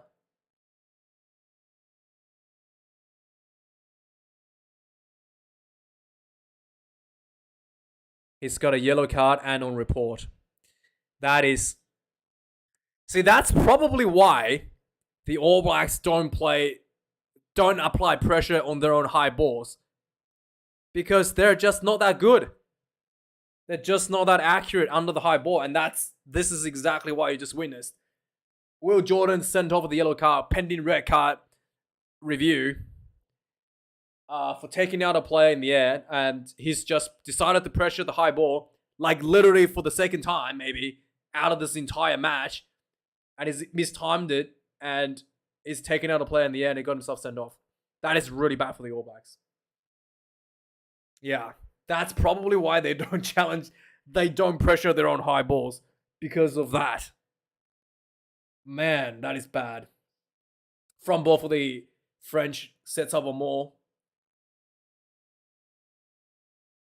Movaka is looking out for a space, for an opportunity to break out. Penalty against the All Blacks for pulling them all down.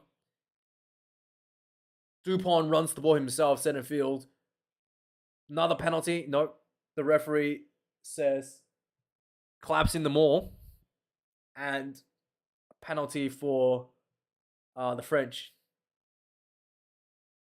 Man, that is.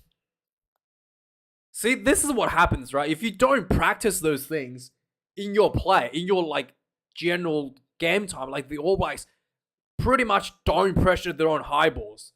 And the one time you do it, you get the timing wrong and you get sent off. That is basically the gist of it, right? Something that you don't practice, something that you've done pretty poorly the whole game, was pretty evident to everyone. Like all these unpressured high balls.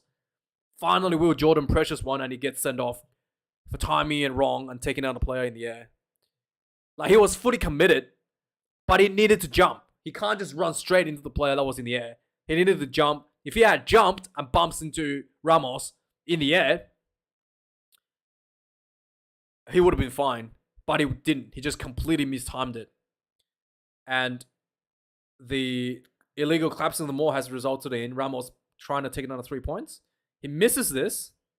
So All Blacks off the hook.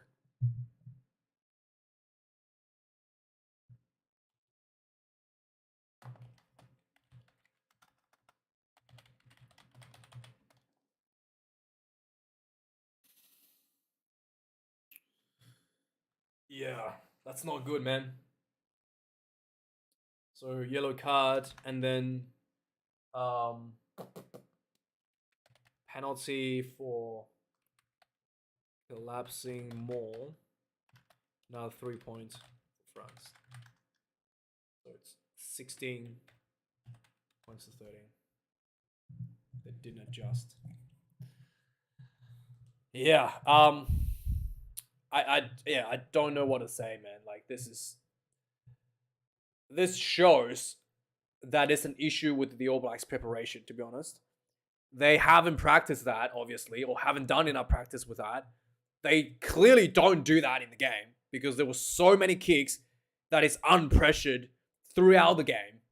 And they've decided that they should pressure it and they just completely gets it wrong. And yeah. I mean, it takes a great team to come back from a deficit. It's not impossible, right? You can still win the match from with 14 players, especially in the past. The All Blacks have done it again and again and again. But is this All Black team gonna be able to do it? Yeah, we'll have to wait and see. Still 20 minutes left on the clock, so plenty of time for both teams to put more points on the board. France is currently leading by 6, and we're having a bit of a water break here, guys. The current game time is 59 minutes and 21, and the referee is signaling the captain's over. Let's hear what it has to say. Okay, so lucky it's just going to be a yellow. Lucky it's just going to be a yellow for Will Jordan. He will be back onto the field in 10 minutes, or less than 10 minutes now. So Ramos landed on his side, which was mitigating factor. Man, that is brutal. Ramos going to put the ball up. High ball. Pressure. You see the French? 3 people pressuring this high ball. Right? So even if they don't catch the ball, they're in a position to make tackles. Right? You see? Whereas when the All Blacks put the high ball up, Will Jordan was just by himself gunning for the ball. Scotty Barrett runs through a little bit of a gap over the top. 2. Oh, is that a lift tackle there? Who was it? Luke Jacobson gets tackled and counter right by the French. Aaron Smith still gets the ball back for the All Blacks. So Tuanga Fasi to who was it? Somosani Taukiaho. Pick and go. Tuanga Fasi once again gets put down to the ground right where he picks up the ball. Aaron Smith gets the ball back. Richie Muonga decides to go back to the open side to Rico Ioane. 1-on-1, fancying around for himself. He goes through the little gap here, throws the ball back in the field from the sideline. And the French just recover the ball just inside their own 50. Anton Dupont looking for options. Straight to Ramos. Ramos to Jalibert. Very deep, this French number to Fiku. Inside ball to Charles Olivon. Find himself a little bit of space. Just gets inside the All Blacks 20, inside the All Blacks half. 10 meters inside the All Blacks half. Anton Dupont looking for options. Back to the action is for his forwards. Crash through. Ramos to Anton Dupont. Decides to grab the kick back behind to Beauden Barrett. Managed to recover this. Beauden punts the ball down the field. Very sharp angle to work with. He's done really well with that angle. He's only had about a meter from the sideline. And it's managed to punt the ball down the field, all the way to the halfway point from inside his own 22. So it's not a bad kick from Beauden Barrett, considering the angle that it's working with. Obviously, the greatest, in my opinion, the greatest All Blacks at those acute kicks is Israel Dag, right? Beauden Barrett, not quite to that level, but, he can probably call up Israel Dag and get some pointers from that. If that was Israel Dag, the ball would have gone into the French 22 before he went out. That's just how good Israel Dag used to be.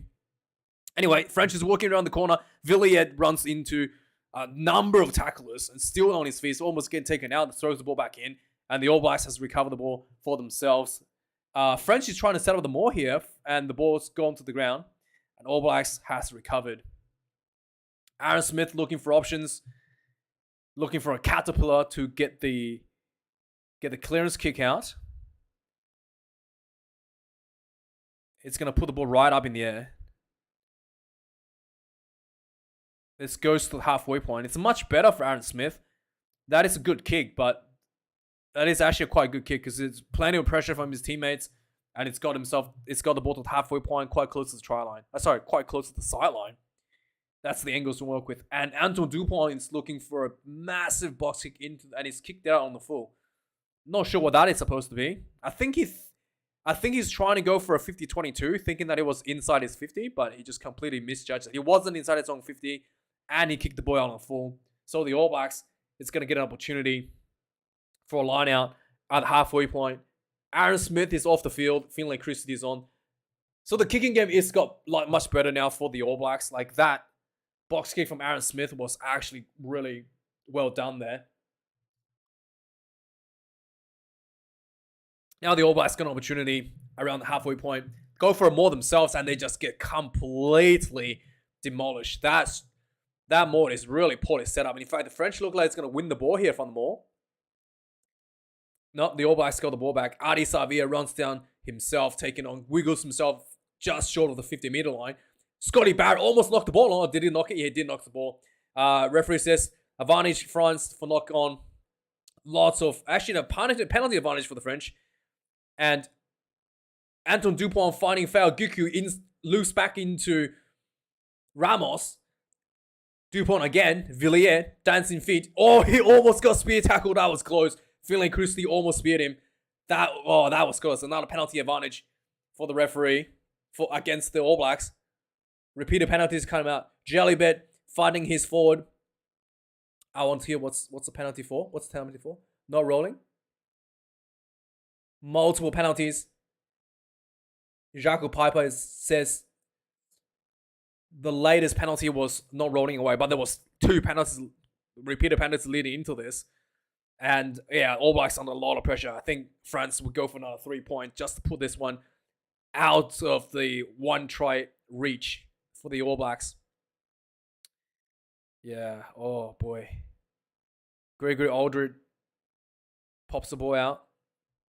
Jumps back on it. Oh man, this guy's work rate is so high. And this Taufefe Noah, yeah, I thought, wow, man, that is just massive tackle there by Fletcher Newell. Well done, young man. Well done, lad. Turnover by Luke Jacobson there. Oh, that is beautiful. That is beautiful rugby there, guys. So Ramos is going to take another 3 points. We're 64 minutes into the game. And the French is truly and firmly in control of this game.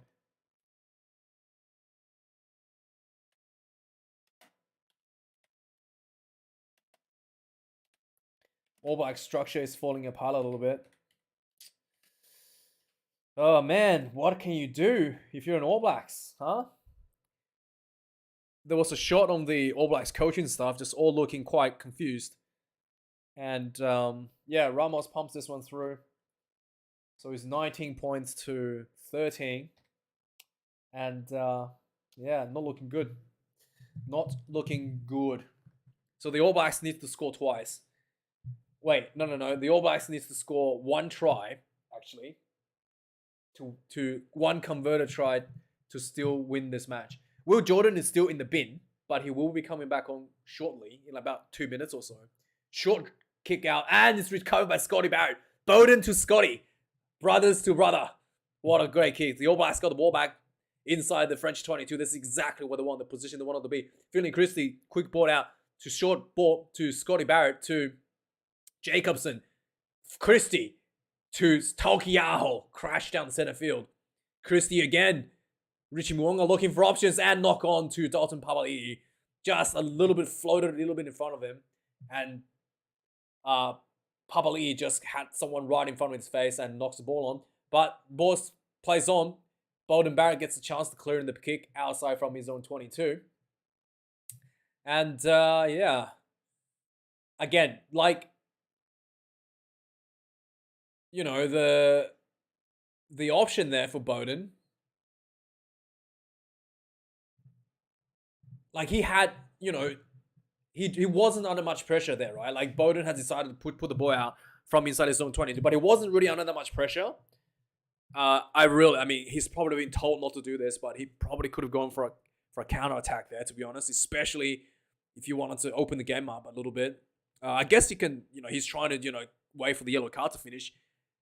The French sets up a maul 40 minutes out from their own try line. And the referee says once, Movaka just holding the ball, looking at options, passes the ball to Dupont. Dupont, high ball from the back of the maul. Beauden Barrett, Richie Mwonga underneath it. The All Blacks recovers the ball. Adi Savia gets tackled. Beauden Barrett has options. David Havili, crossfield kick to Leia. Oh, his slips, gets wrapped up by the French defense. And immediately attached onto the ball is the French defenders and turns the ball over and gets the penalty.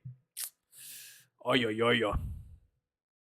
Who was that? Number 22 for the French team. Was it Movaka?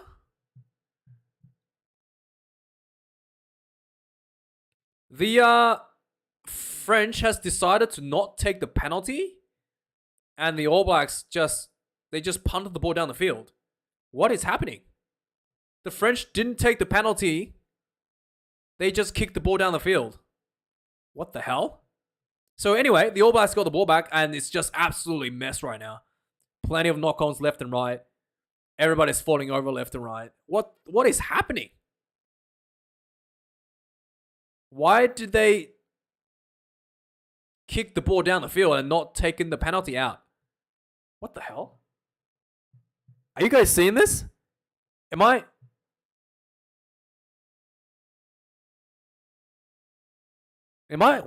happened there? I actually have no idea what happened there. Anyway, let's have a look at this reserve scrummaging, right? We got Fletcher Newell at the tight head prop side from the Crusaders, a youngster coming off the ranks. And then we got the more experienced Ofa Tuangafasi in the loose side. And we got the man himself, Brodie Retallick, is on the field. He's probably carrying a bit of an injury. He's not 100%. That's why he's only giving 12 minutes.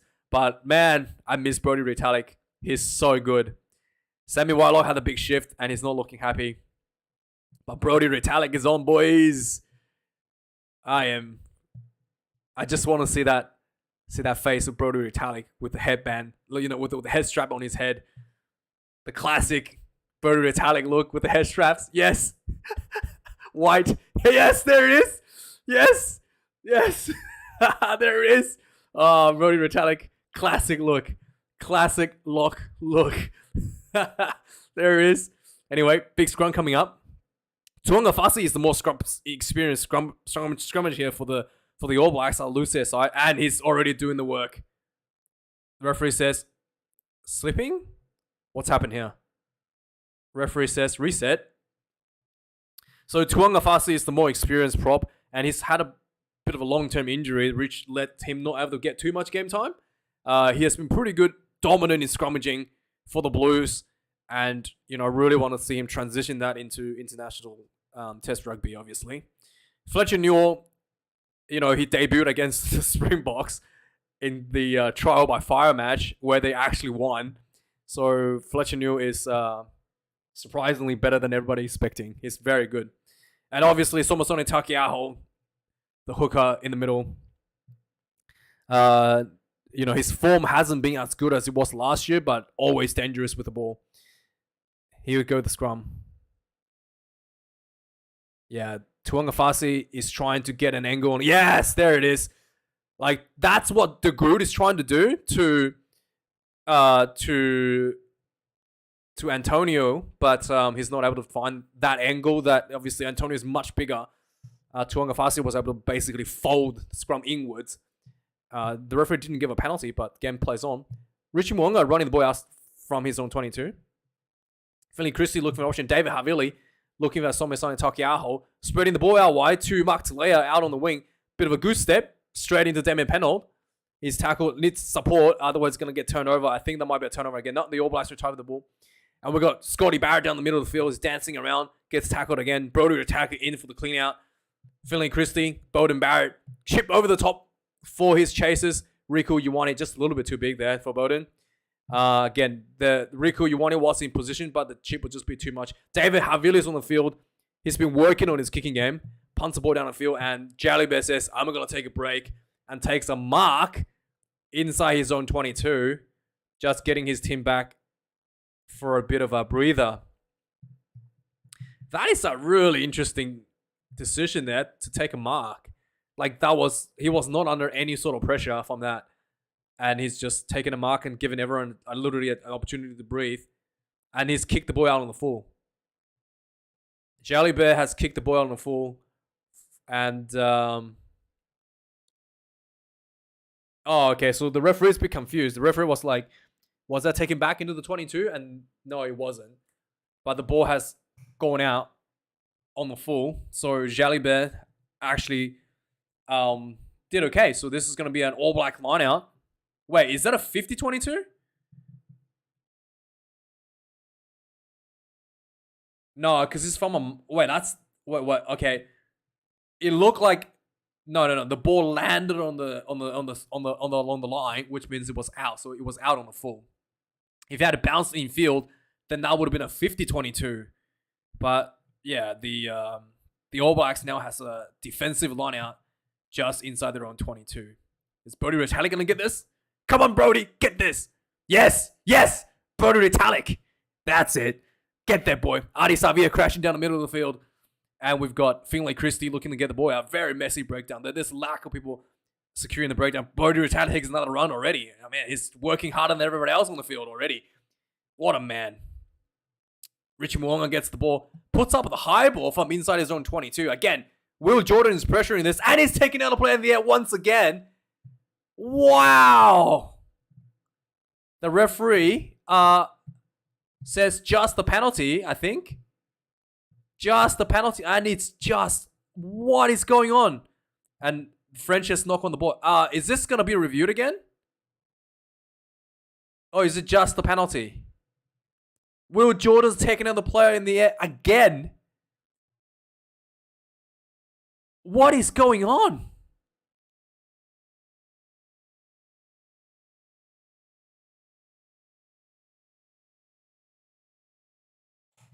What is going on here?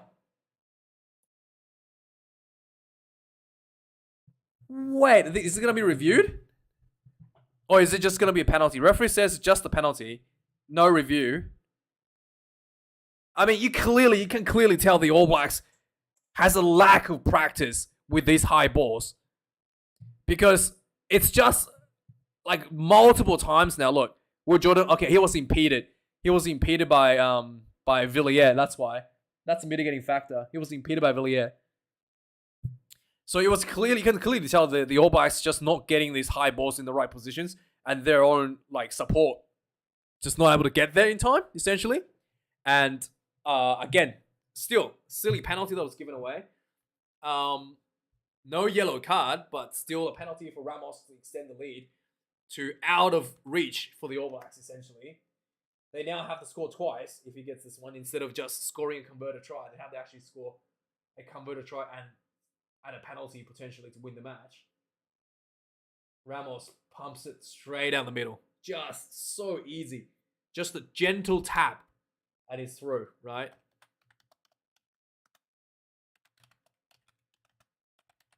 That is quite...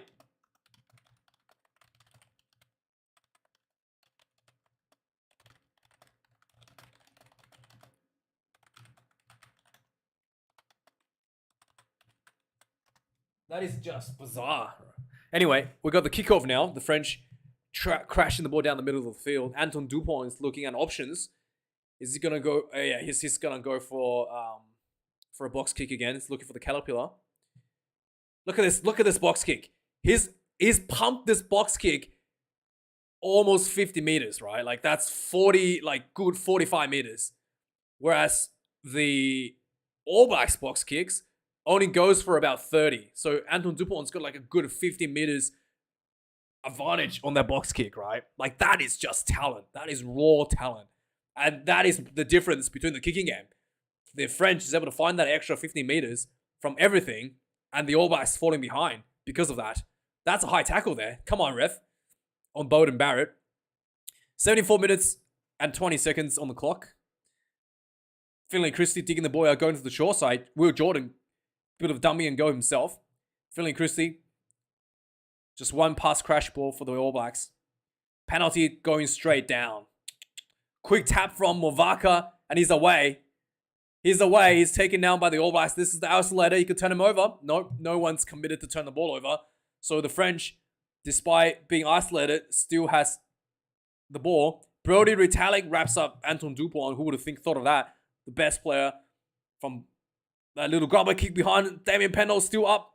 Throws the ball back in field. No, it's a knock on. It's a knock on. Look like Ramos has scored. Wow, the French really lifted intensity there.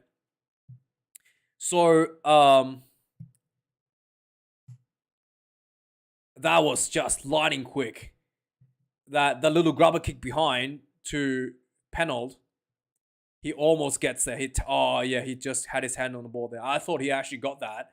I thought Fainga Anuku actually got that, and Penold just scooped up the loose ball for Fainga Anuku, but Penold actually had his hand on the ball. That is lucky. That is very lucky. Because if you had just let Fainga Anuku knock the ball back, then that could have been a try right there. Movaka is down looking for some water. But the All Blacks is in big trouble here. Everybody's in the huddle with the All Blacks team. And I don't know how they're going to pull themselves out of this fire. This is just a bit too much. And we've got the other goal kicker sitting almost at 100% himself on the field at a fullback position for the French. And Thomas Ramos is off, and Anton Dupont is also off. And we've obviously got Luku, and who's the other guy? Who's the other fullback?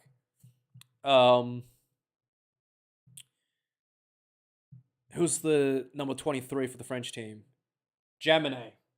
Yeah, so Jaminet is on for Ramos, and we've got Luku on for Dupont in the night jersey. So this would be a good angle to see the scrummaging, actually. Tuanga Fasi has been giving a lot of trouble onto the French tight head prop right there. Obviously, French has got a bit injuries in their props as well. So Tuanga Fasi is just right in on him. But no penalties given. Crash field center field for Rico Ioane. Finlay Christie gets ball out. Bowden Barrett punts the ball down the field. Again, straight out, no pressure. Just alleviate, you're just you're not going anywhere with that kick. You're just giving the French an opportunity to do a line out in your 50-meter mark. There's no follow up for that. Bowden, I get what you're trying to do. If you're gonna put the ball like that, you need to either put it deeper or you need to put it shallower. So you need to put it in position so you either can contest it or you put it like in a position where the opposition has to do a massive kick to get the ball back, right? And it's just put in a spot where neither of that can happen. Anyway, the French just a more 50-meter line from the All Blacks try line. This is a good defense for the All Blacks because Brodie Retallick is on the field. Immediately, the All Blacks more defense is looking like it's working again, functioning again. Maxime Luku looking for some options. Just hitting up center field here for the French. Villiers is looking like he's going to sprint. So I'm guessing this is going to be a kick. Yeah. Luku puts the ball up into the 22. This is a bit too much. That's a bad kick. Like straight down center field as well. So the All Blacks has opportunity to counter attack. Beauden Barrett's running the ball. He has some support, but he's taking the ball in himself. And the ball gets turned over by the French. Luku again punts the ball over the top. Chases on. It's pumped up too far. And the ball bounces perfectly for Jaminet. I thought that was a bad kick, but the bounce of the rugby ball completely misses Richie Mo'unga, and Jaminet is able to just take in that straight in the air and scores for the French. Wow. Wow.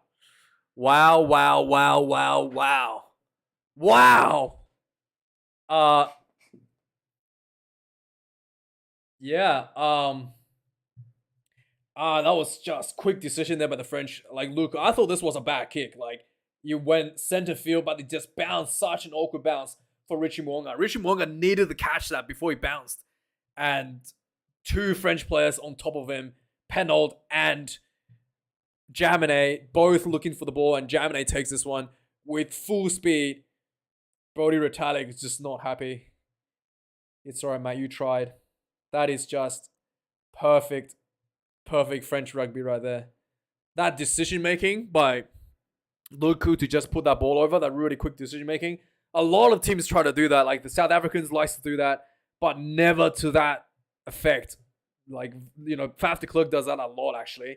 And he's never been able to find that, you know, that effect, that sweet spot where the opposition can't just catch the ball and call a mark and, you know, has to let the ball bounce. Nope. He actually missed that one. Did he miss that? He actually missed the goal because the ball went over the top of the goalpost, and the referees basically deemed that the ball would have hit the goalpost if the goalpost was taller. So that was actually a no goal.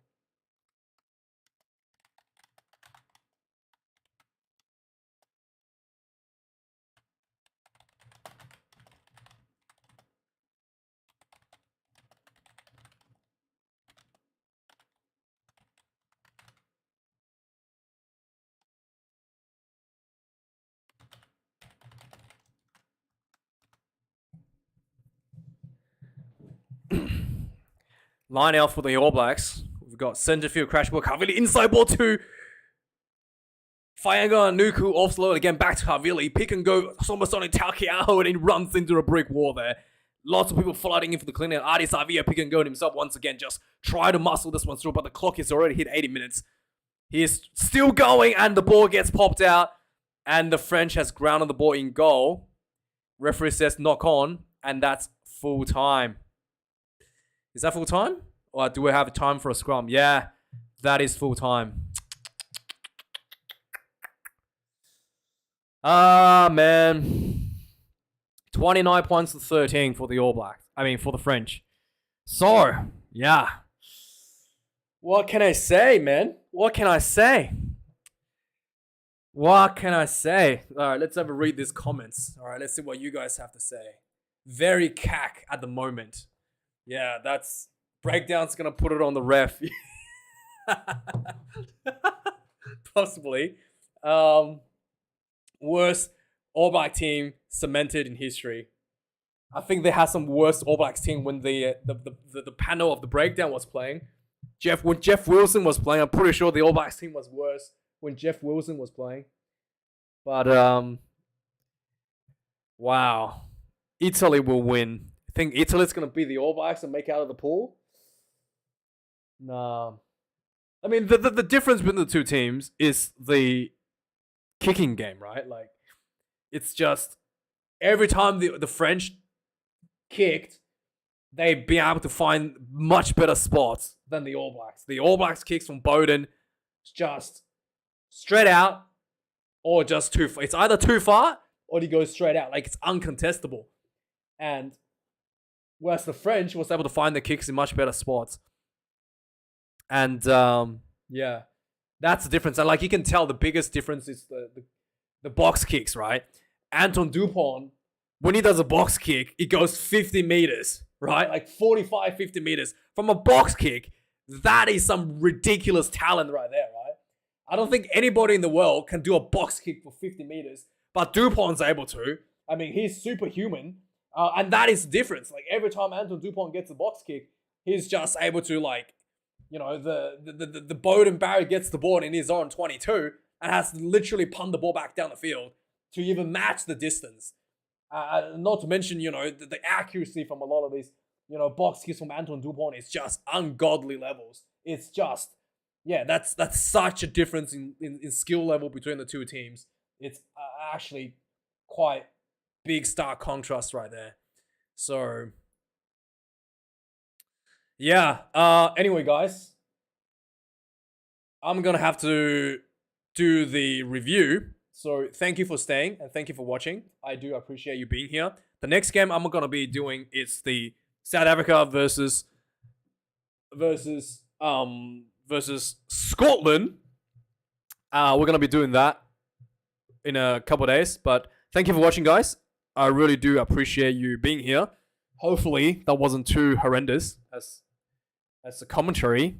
I do have the name mixed up a little bit here and there. Have my tongue tied a little bit here and there, but we'll work on that. We will work on that. To Sin and Donkey.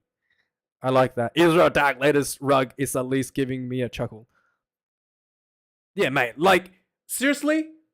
If that was Israel Dag instead of Bowden Barrett, right? If that was Israel Dag instead of Bowden Barrett, All Blacks would have won that game. I am not joking, right? Israel Dag was so good in 2013. Actually, literally 10 years ago. He would have kicked that. He would have got the ball, right?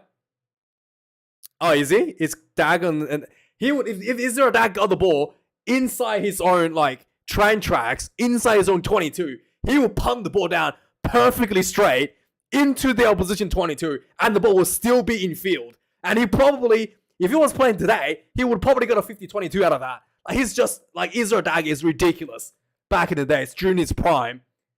Like, you know, that year when the All Blacks was, like, undefeated in 2013, like, Israel Dag was just, like, destroying everybody with a kicking game. Like, he was out of this world, right? And, yeah, Bowden Barrett, just not quite there today. Just not quite there today. Anyway, guys, thanks for watching. I'm gonna go do the review, so stay tuned for that, and I'll see you guys. Remember, I will be doing Springboks versus Scotland. Thanks for watching, and see you guys later. Cheers.